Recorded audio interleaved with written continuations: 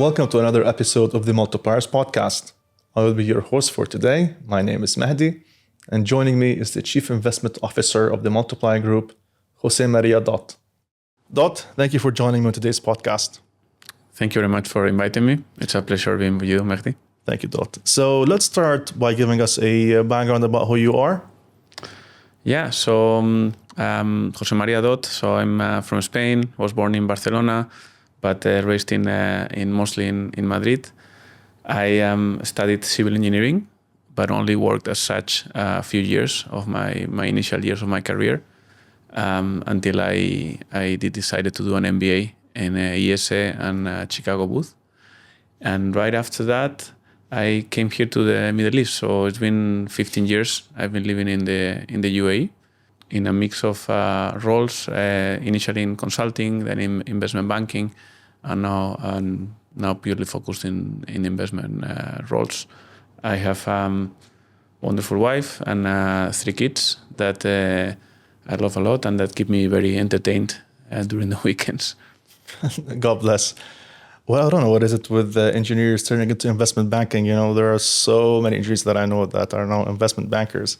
I don't know what the correlation is. No, I think that engineering, at least in Spain, it's kind of a very natural degree for people that are good in numbers.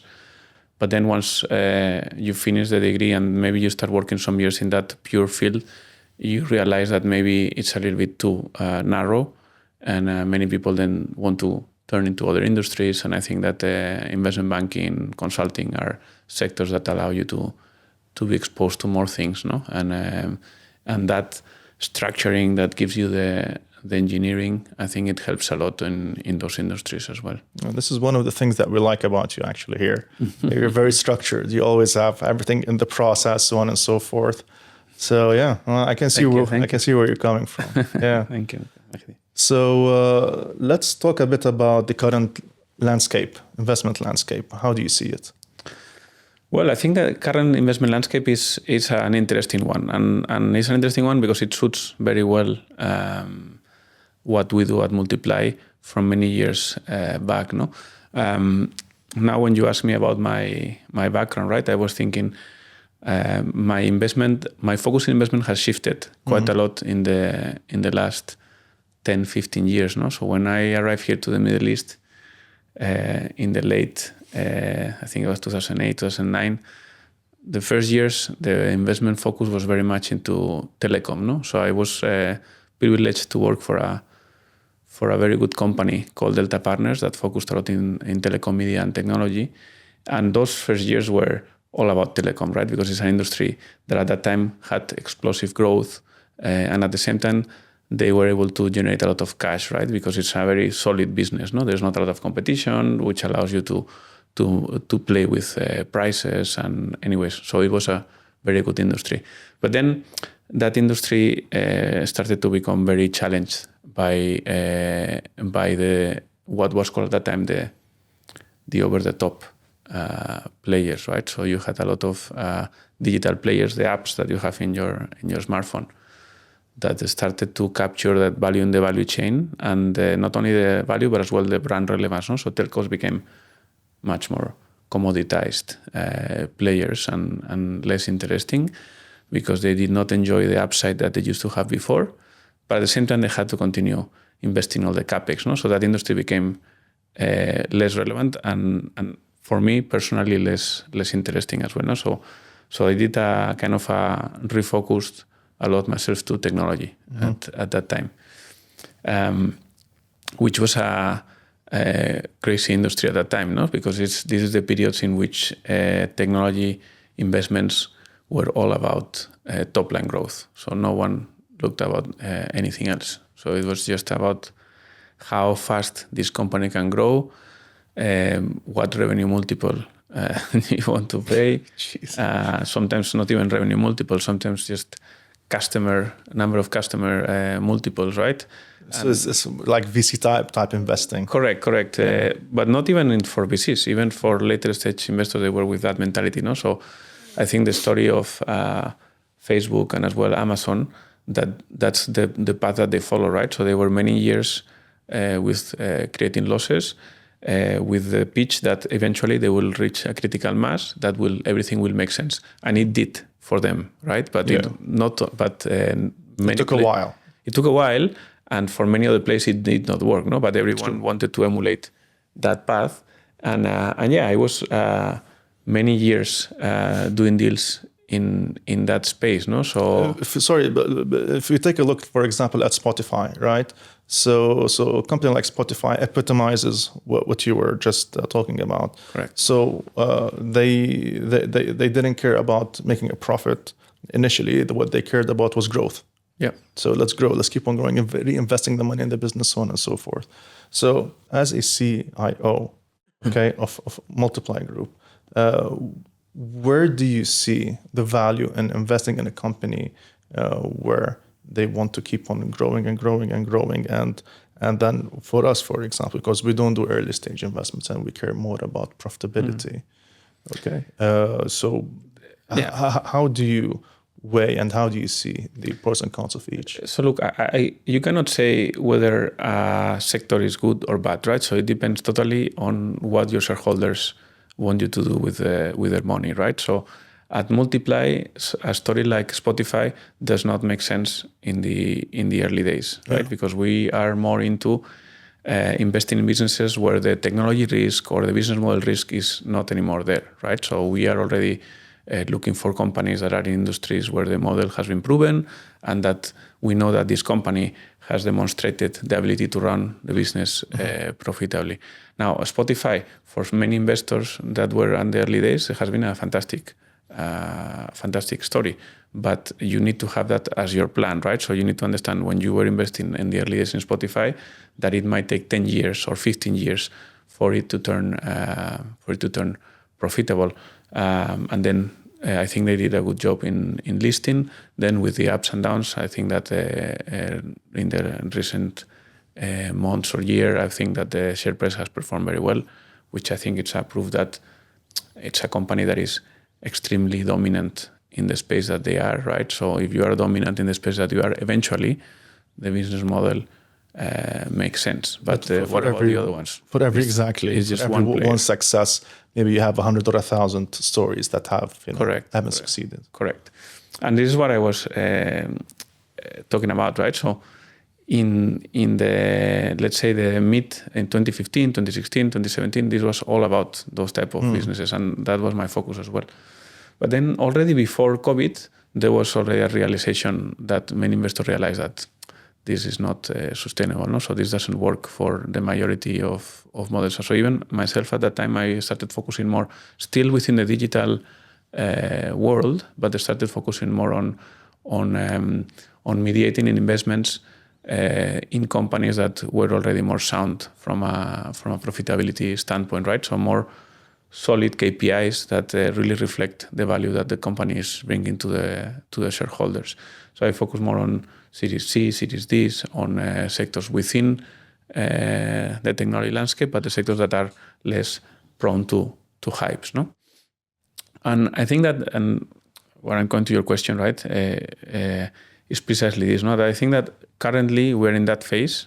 I think after COVID, there was another hype of craziness, I think, on the valuations, right? So especially if you look at things like fintech, there was a massive hype. But I think, again, things seems to have come back to a little bit more of a cautious mentality, which is, I think, is very good, because this is where Multiply has been sitting from the beginning, right? So I think that Multiply is always been focusing on those companies that have those clear, solid unit economics and profitability metrics. And this is what I think most of the investors are trying to transition now, right? Yeah. It's a good segue into actually the next point that I wanted to discuss with you. So what are the key factors that you take a look at when it comes to potential investments? And we just need to clarify here that our investment mandate is different from other people's investment mandates. For us as the group.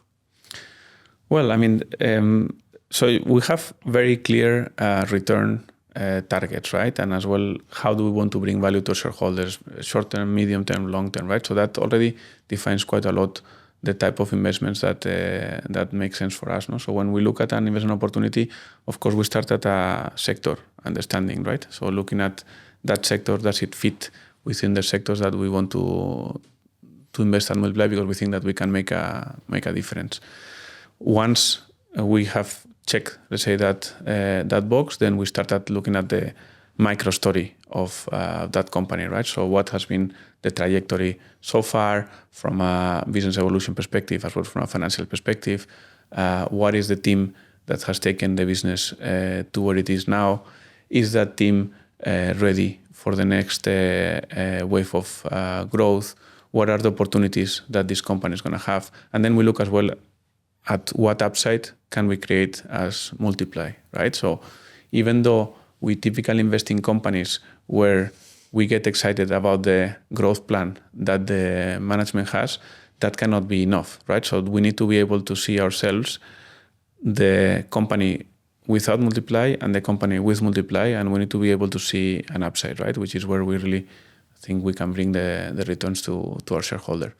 Then you have more tactical things, right? So like the ticket size, the size of EBITDA that we want, all of those things, right? So there's more like tactical criteria that we have there, and that of course we need to filter the opportunities. Absolutely. And it's kind of interesting how you said the story and the team, because I've had a lot of people on the podcast, right? And some of them have completely the opposite of investment thesis that we have. But the one thing that everybody shares in common is the story and the team of whoever we or they will be investing in. So if you can emphasize a bit about the importance of the team and of the story of any potential investment, and how important that is as a criteria. Yeah, and I think the team is important not only as managers, but ideally if they are as well co-owners, right? Because that creates a full alignment between what we want as Multiply to create value for our shareholders and what that individual or a group of people might want, no? But specifically, so the team at the end of the day is the soul of the company, right? So when you look at what has been achieved, is what is giving you a hint of what is going to happen on the future, no? So I think that one aspect, I was talking about technology before, no? So we are not Multiply, we are not a technology investor, right? But we do invest in companies that, having done all the things that I was saying before about solid profitability, solid unit economics as well, we like to invest in companies that they are able to adapt to technology disruptions and take an upside out of that. That is only driven by the team. So one thing that we typically do is when we look at companies, we look at specific events that happened in the past that can be technology driven or can be less macro driven, right? For example, COVID. For me, it's very interesting to see when I look at a company, how that the company reacted to COVID, no?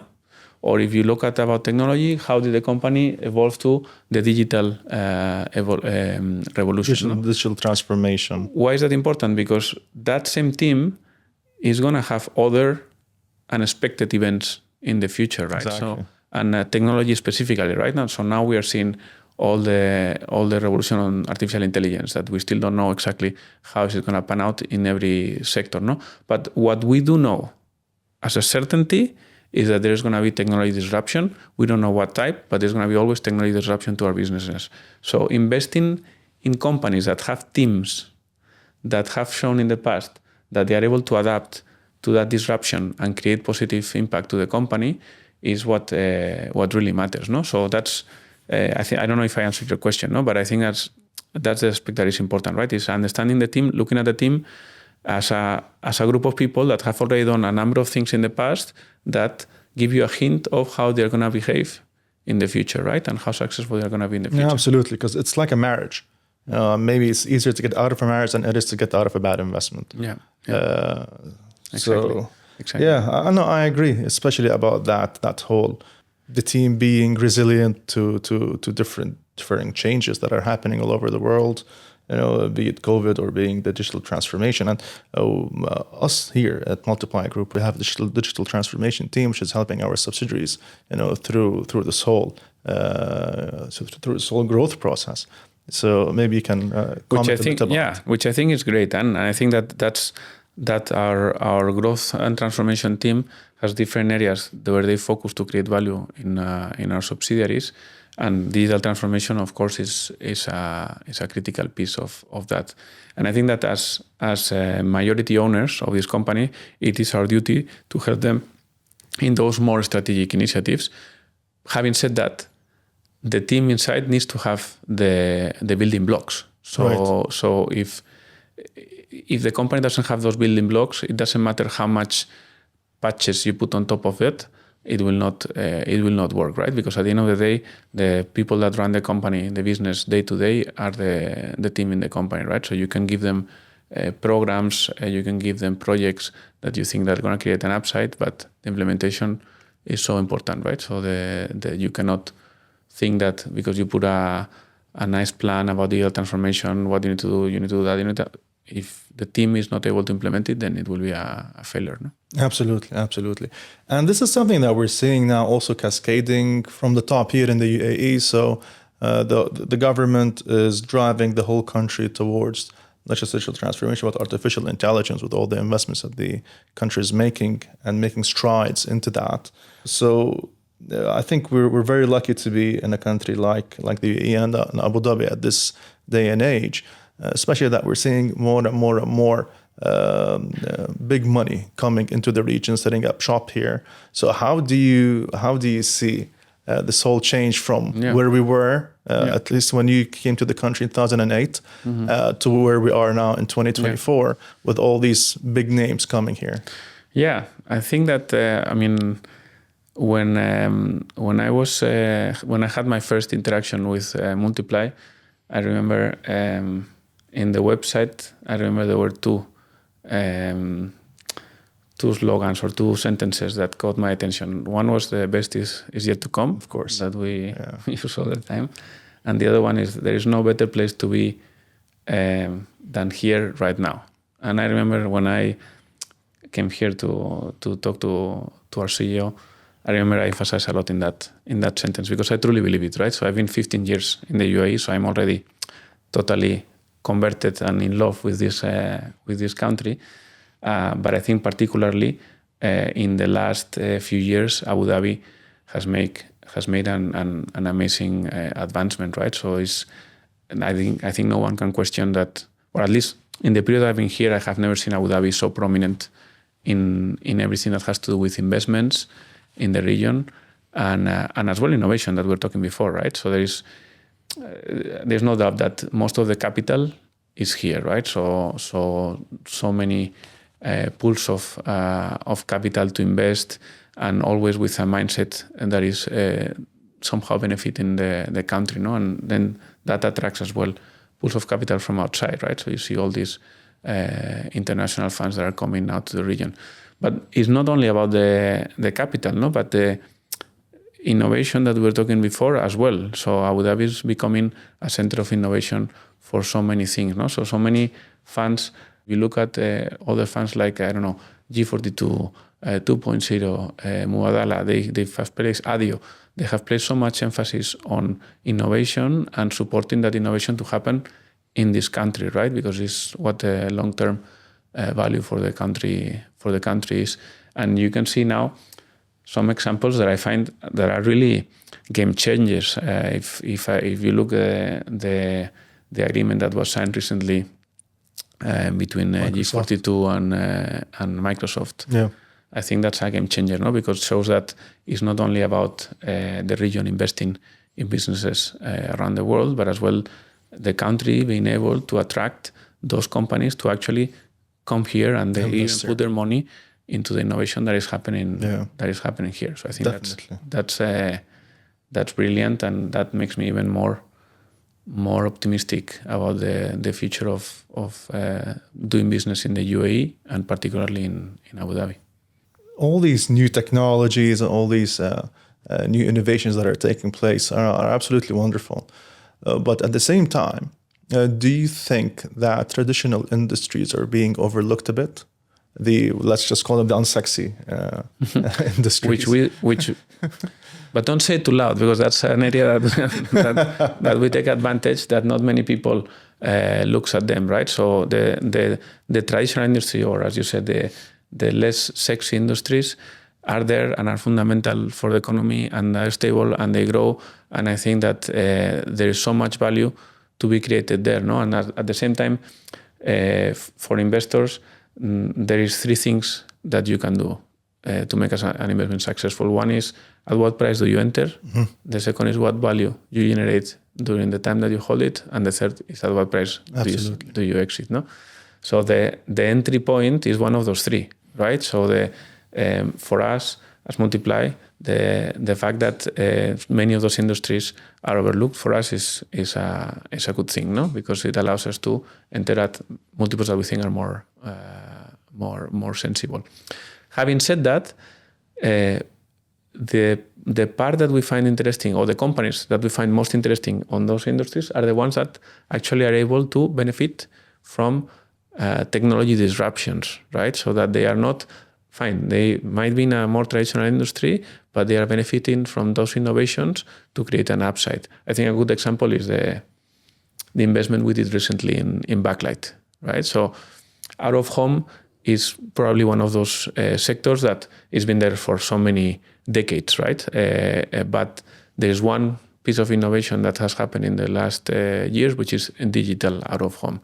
Backlight is the clear leader in digital out of home in this country, and this country is a pioneer of out of home at a global scale, right? So for us, it's a no-brainer that we need to be in that company, and that's why we did that deal that we announced a few months ago. Yeah, true. And it's also, with things going digital, and things are becoming greener, so on and so forth. So where do you find ESG fitting within our investment thesis? Very much. I mean, it's very much in the center of our thesis, right? So, first of all, because at the size of investor that we are, with the amount of capital that we have to deploy, we need to be responsible, and we need to not only look at the value for our shareholders, but we need to look at the impact that we create in the society and in the generations to come, right? So it's our responsibility in our hands is too big to ignore those aspects related to ESG. So let's say as a principle, it is always there in the center of our decision making process.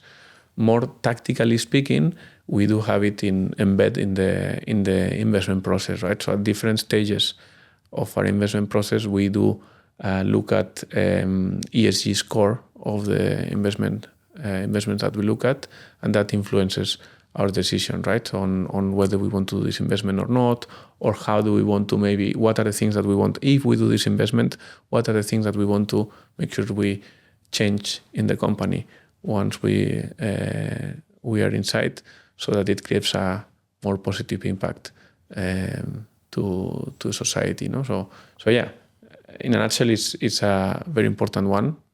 Because of our size, we cannot afford not looking at those things, and yeah, we have it in our everyday routines. Absolutely, yeah, definitely. So it's interesting what you said about the whole impact investing and ESG, so on and so, and how you explained it. And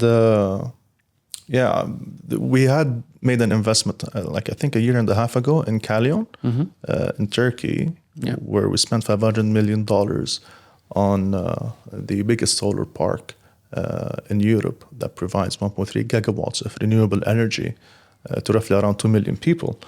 In terms of geographies, when it comes to investing in certain geographies, how would you consider the risks associated with going into high growth markets? Yeah, it's a good question. I think that we're becoming more and more interested in emerging markets because we see that there is a gap between the prevailing valuations in those markets versus the risk that is really associated to operating in those countries. No? So that opened our eyes that we need to do more investments there. No? Because if you look at our portfolio, we have most of it in the Middle East, in the US, and you mentioned, for example, the Turkey one, right? But we do not have so much exposure to emerging markets. No? So that gap that you mentioned, that I was mentioning about evaluation and risk, made us observe and analyze many new geographies, right? So now we are considering opportunities in Asia, in Southeast Asia, even in Africa as well, in Eastern Europe, places that we think that we can find very, very attractive opportunities. But as I think that's your question, you need to use a decision-making process that is slightly different, right? Because you need to look at a different level of risks that maybe you don't have in your typical sectors and in your typical geographies, right? So we need to look at things like, of course, we need to look at the macro KPIs, how is the population, GDP, technology adoption, all of that is growing, but as well, what is the stability of those countries, right? So we have many of our sectors of investment, they are dependent on long-term contracts, right? So we need to make sure that if we invest in one of those geographies, our contracts that the company has there are not at risk because of a change of government, right? Especially this year, the other day we were doing a session with our chief economist that was explaining that 2024 has the record number of elections ever, no? So that's a very important aspect that you need to look at. The second is this emerging or this high growth market, as you call it, is it high growth for a one-off adjustment that is happening, or is this like a long-term changing trend, right? So the second is the latter is what we are looking for, right? So if you think, for example, the example of all the China -1 geographies that are now many companies, they want to have suppliers as well from those countries, let's say Indonesia, Vietnam, Mexico, etc. So that's a trend that is here to stay and that we are interested in that one, not on a one-off that for whatever reason that geography is experiencing a devaluation of the currency and then the labor market is cheaper and that's why there is a spike. That's not interesting, no? Because it's not sustainable and we are long-term investors, right? So whenever we invest in a company, the reasons need to hold for a period of at least a decade, 5 years. Yeah. And then the other aspect that I think is very important is currency. I alluded it briefly before, but currency in many of those high growth markets, even though the fundamentals are there and are growing accordingly, the currency is still very unstable, right? So we need to there is a certain level of hedging that you can do with financial products, but it is typically very costly and it cannot protect you. It hits your IRRs. Totally, right? So it hits your IRRs massively, no? So what we try is when we go to those high growth markets is to look at businesses that are naturally hedged against the currency devaluation, right? So we typically will prioritize businesses that have a high component of export as part of their business, no? So that, it's a business that is in that geography, but their revenues are not totally associated to the... It's a natural hedge against inflation and currency devaluation. Correct. Yeah. So I think these are, of course, you need to look as well at tax, repatriation. You need to look at one important point actually that we typically like is we are very strong in certain geographies. So if we go to a new geography, ideally we like that geography to have synergies with our geographies, right? Because then we can somehow influence, and this is connecting to a point that I was saying before, that we want Multiply to be able to provide a value, right, to that company. No? So to have some sort of synergies geography-wise with the synergies that we are already strong, I think are very, very important. Absolutely. And any particular geographies that you find interesting for us? Well, I rather not say like a country itself, but as I was saying geographies before, in general. I think Asia, Southeast Asia is very attractive. Mm-hmm. and they do have those synergies that I was saying with the Middle East, with UAE in particular. There are many countries that are very attractive, no? So I mean, the obvious one, the easy one is Indonesia, no? So there's so much synergies with this region, and it's such a big market, right? So I didn't mention before, no, but we like to look at markets that have the export component that I was saying, but as well, if it's balanced by an interesting large domestic market, then it's as well very appealing, no? And I think Indonesia, for example, is a great example for that. In Africa, we are looking at some markets. North Africa, we are looking at some geographies that we think that they have been ignored by investors for the last years because of risks associated that we think now are less relevant. So now we think that we are ready to go there. Here's a left field question for you. So last week, Samia and I, we were having a discussion with an investment banker when we were on our Saudi trip. And the guy said, if you want to go into a new region, don't go into a sector which is brand new for you. Yeah. So you're going into a new country where you don't know the law, so on and so forth, and then you're going in a brand new sector. So this was one of his advices to us. Totally. So, I think this was one of the first lessons. I did my MBA, I mentioned before, in IES, which I had very, very good professors. IES universities in Spain, but it was started with Harvard people. So and one of the first lessons was exactly that. No? When you think about going outside of your areas of comfort, you need to look at what are the variables that you're changing, right? So you cannot change. Ideally, you cannot change at the same time of industry, stage of business, and geography, right? So it's better to focus on, okay, I know how to operate this sector already very well in my current geographies. Is there an attractive business that we can look at in somewhere else? No, but yes, I totally agree with that comment. No, so new geography, new sector, new business stage. I think it's probably too much. Yeah. So whenever we're taking a look at a potential investment in one of them new high growth countries, we always keep that in mind.